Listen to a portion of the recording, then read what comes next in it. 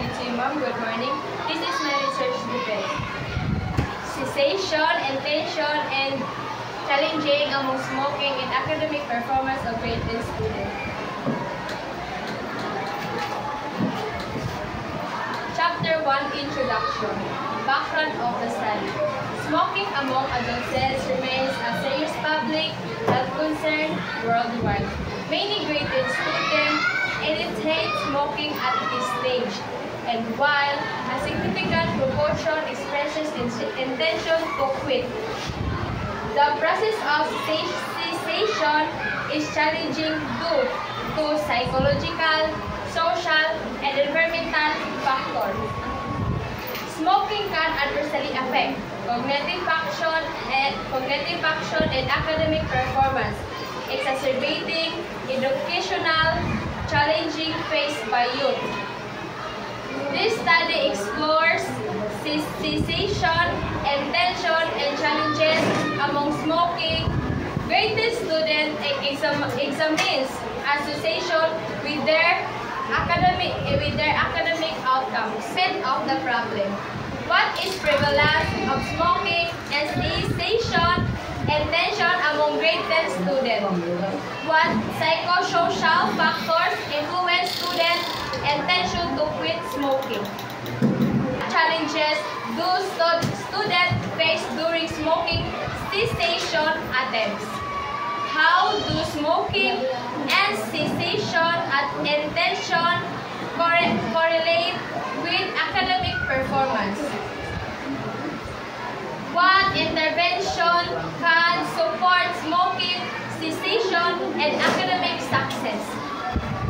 Of the study. To measure smoking prevalence and cessation intention among grade 10 students. To identify key psychosocial factors influencing quitting intentions. Challenges faced by students. To analyze the relationship between smoking behaviors and performance. Effective cessation and academic support interventions. Significance of the study.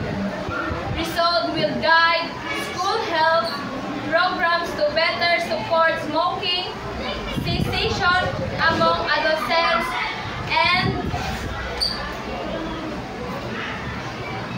address related academic challenges contributing to healthier, successful youth. Review of related literature.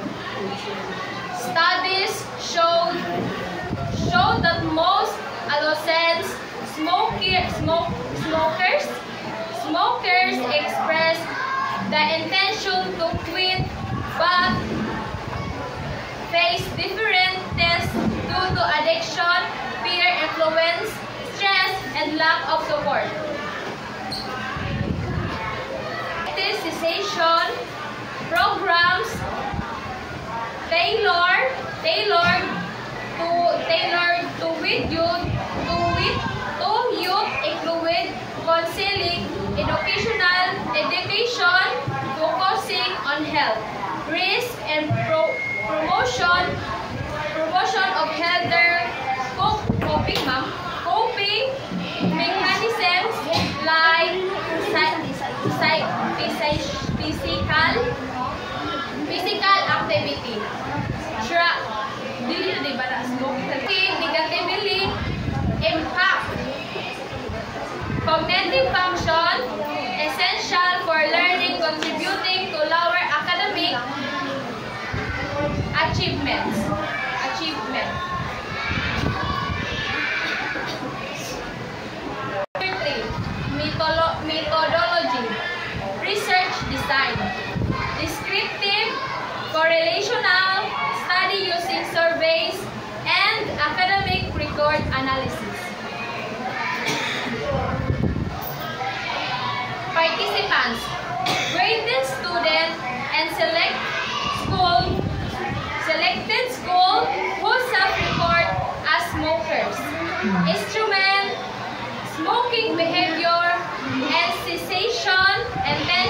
Survey.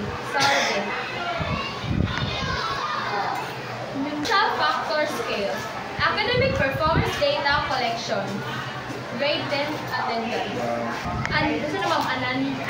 Anonymous questionnaires and school academic records were collected with consent. Data analysis.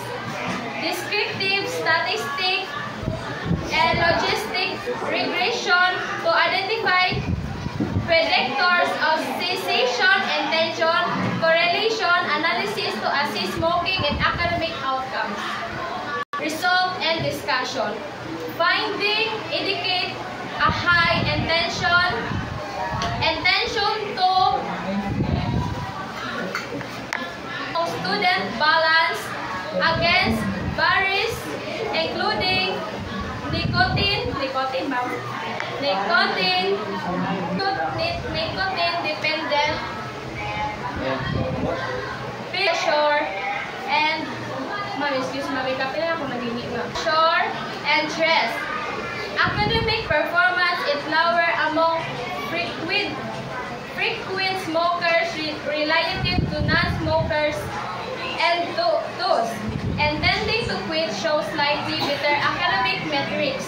Discussion centers are integrating cessation support with academic counseling. Chapter 5. Conclusion and recommendations. Intention to quit smoking are common but challenges addiction and social factors among graded students.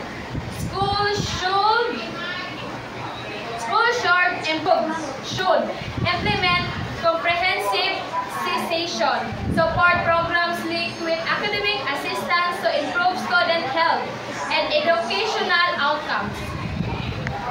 That's all? Thank you. Okay.